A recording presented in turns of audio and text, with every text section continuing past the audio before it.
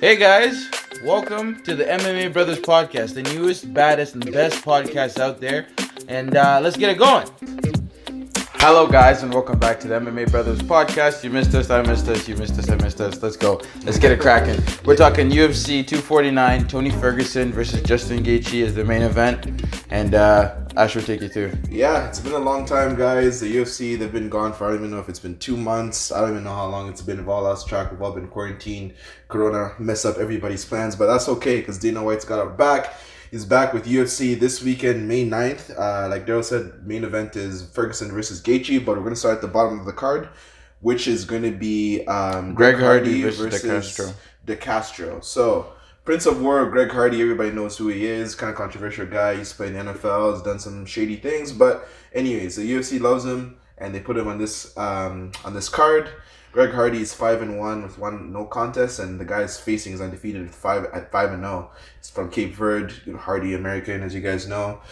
6'5" versus 6'1", 88-inch versus 6-inch reach advantage for Greg Hardy. So this one, I've never heard of this guy. The UFC tends to, give Greg Hardy opponents to his level because, like we said, he's only had 6 fights. So, he still has a long way to go in order to become an elite fighter. But Greg Hardy's got that power. As you can see, 100% of his wins have been by KO. His opponent has 80% wins by KO and 1 decision. So, this one, I'm going to go with Hardy because I believe the UFC has kind of groomed an opponent for him that he can handle. I don't think they're going to throw somebody at him that he's going to lose. What do you think? Yeah, I got to go with Hardy on this one. I watched De Castro's last fight with Justin Tafa. UFC also posted the free fight for you guys to watch it. Tafa was coming in with reckless abandon, throwing, and then De Castro moved back and clipped him in the jaw, and he was out. So he has 1-punch knockout. So does he. He's much bigger than De Castro. De Castro looks about 5'11", but he's actually 6'1". 6'1" and 250. Greg Hardy's every part of 6'5". He's huge. Yeah. So I think the reach advantage, unless he's going to clinch him, Greg Hardy, if he's smart, is not going to fight within a close distance enough that he's going to get knocked out because if he just keeps him at arm's length, at jab range, and then jabs and pieces him up, I don't see a problem because he's not a wrestler. Greg Hardy's got it. So yeah, both of us are going for Greg Hardy on that one. Next one on the main card, we got Jeremy Stephens versus Calvin Kattar. You want to break this one down? Yeah, Jeremy I Poke Stephens versus Calvin Kattar. Jeremy Stephens, really like him. He's 28-17. Well, no contest. That's a lot of fights, God. And then Calvin Kattar is 20-4. Both from the United States. Jeremy Stephens is a shorter, more stocky fighter, whereas Calvin is 5'11". They're fighting at 145. So do you mind going down? He's got a 1-inch reach advantage for Calvin Kattar.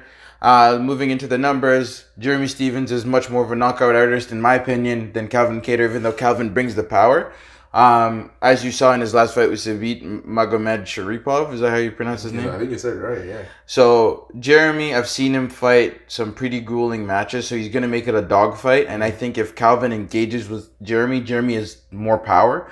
As you can see from the 18% more in the KO percentage, and he's got more of a decisions. He's more of a let me see how you move, get your timing, then I'm gonna clip you. He's more so you're gonna feel my power from the opening bell. So I'm gonna go, but Calvin's fight against Zabit, he was piecing up Zabit in the 3rd round. Zabit ran out of gas, and Calvin still had gas. And I know Jeremy gets caught to the body a lot, right? Yair caught him to the body. So did Aldo. So I think that his weakness. Everyone's got a weakness, but I think his weakness is to the body. If Calvin can get him there, he's got no problem. So I'm gonna go with Calvin. I think I'm gonna go with Calvin Kattar with this one too.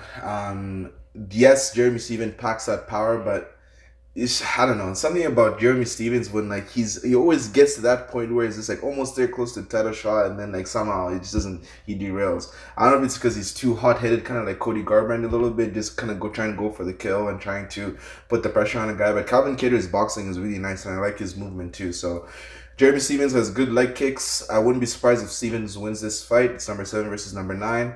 But I'm going to go with Calvin Kattar. He's probably going to win a decision. I don't think he's going to knock out Jeremy Stephens, and it's going to be a fun one. I'm looking forward to that one. So we both definitely going to be a fun one. Get some pep in your voice, man. It's been a while since I've seen some violence, and we're getting into this, man. It's the big voice. Dogs. I'm getting my... Let's go.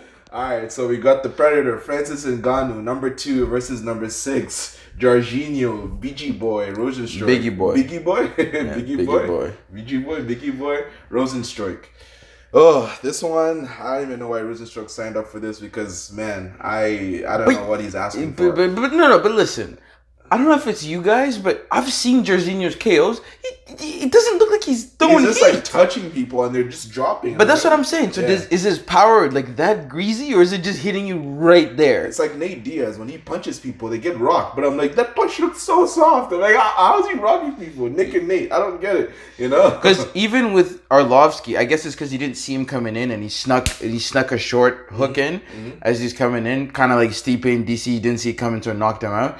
But a lot of Jorginho's KOs, other than Overeem, I was like, dude, like, I don't know. Like, I feel like Arlovsky's been hit harder. So is others. Arlovsky needs to stop fighting too. But yeah, so I don't see Francis can take a shot, man. He was gassed against Stipe. Stipe caught him with right hand cross, hooks. Stipe was cracking him, ground and pound. He's got an iron or platinum chin. I don't even know what type of chin. But he thinks he has more power than him. That's where the mistake comes into it comes in handy. He's not a wrestler.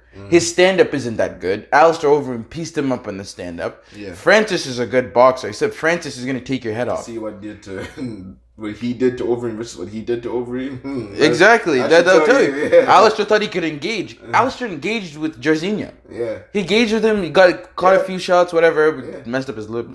But I think Francis is going to knock him out within the first minute. Like, I'm talking because...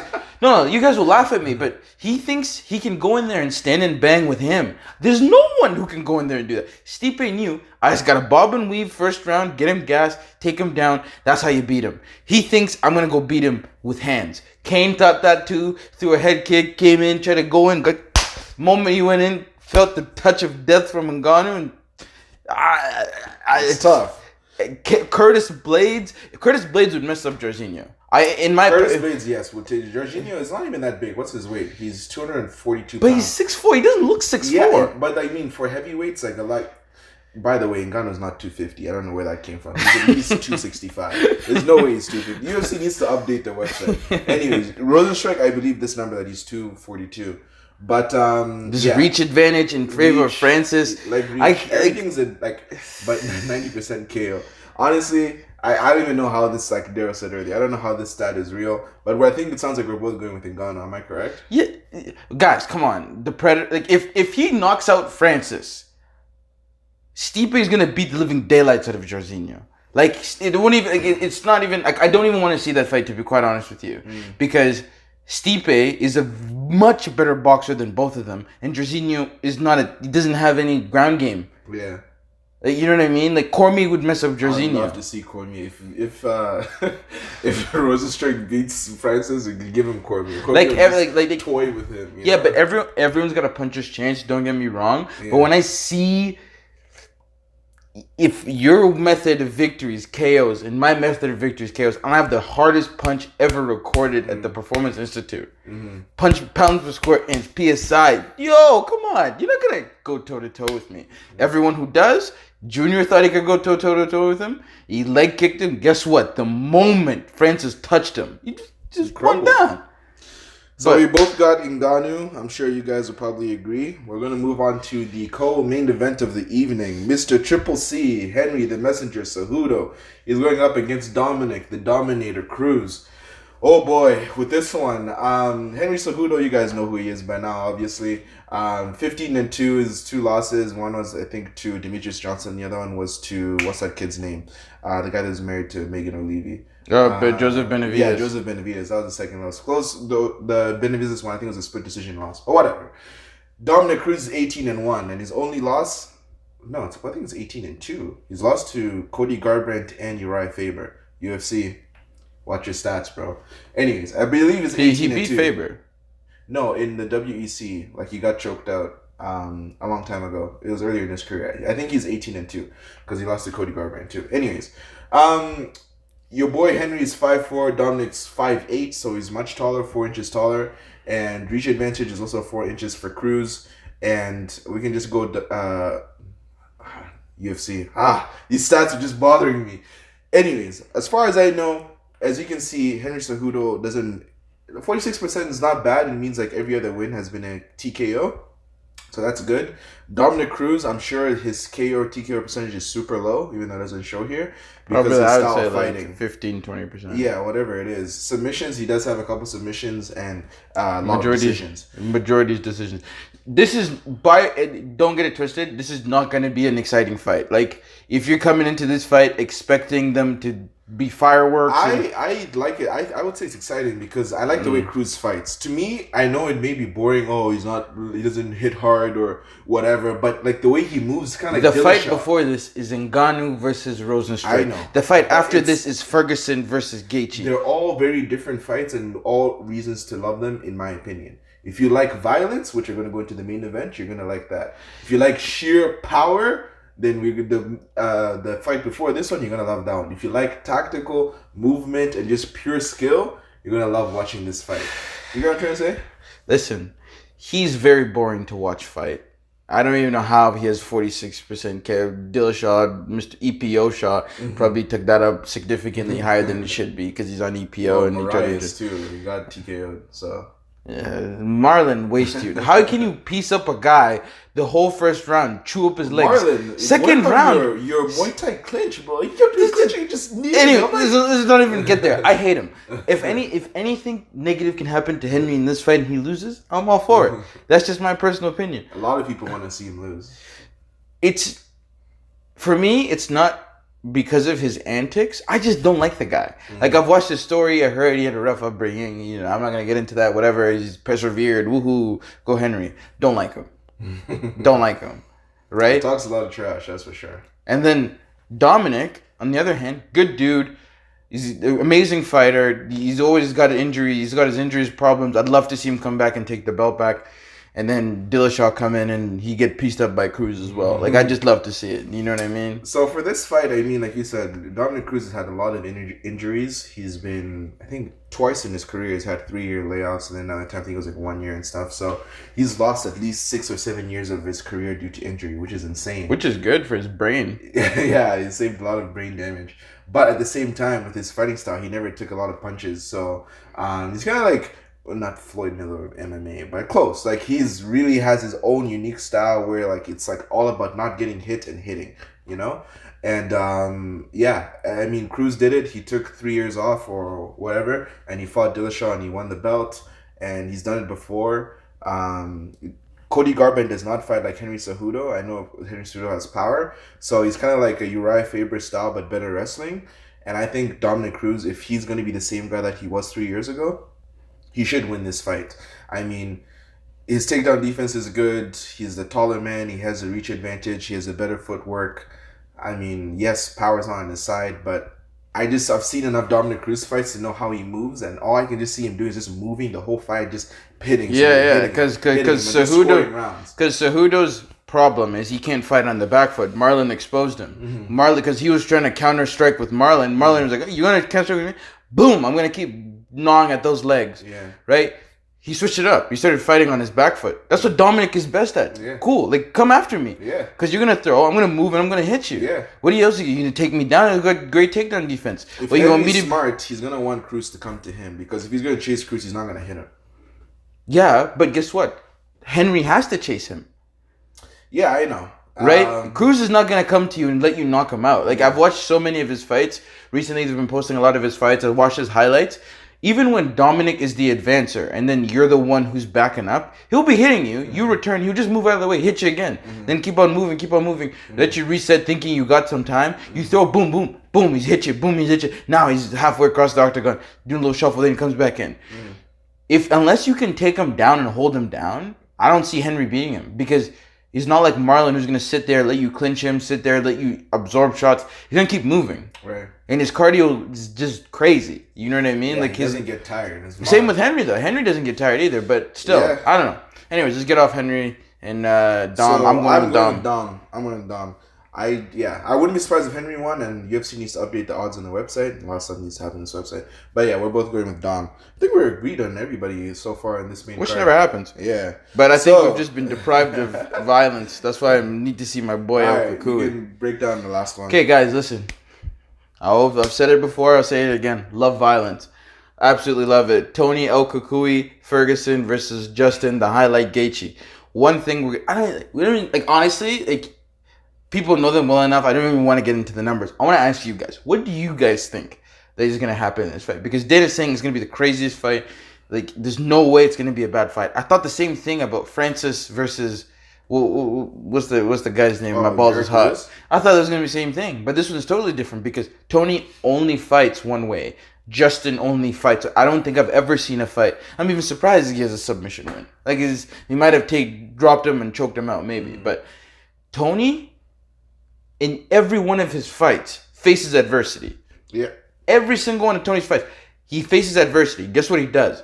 He downloads you like a computer, and then guess what? Second and third round, he's going to put the pain on you. Because he's like, okay, this guy wants to step in and throw. He'll do some weird thing. Then you've been elbowed. Then you're trying to back up. He's uppercutted you. He's kicked you. Then he'll do this little weird thing, and then he's coming in at weird angles. You know what I mean? He's like kind of like breakdancing. You're trying to hit him. You hit him. Then he'll return fire. Boom. You're like, what? I just hit him. Then I'm going to hit him again. Then you just return fire. He's like, the more you hit him, the better he becomes. It seems like with Tony. It's like you're like turning...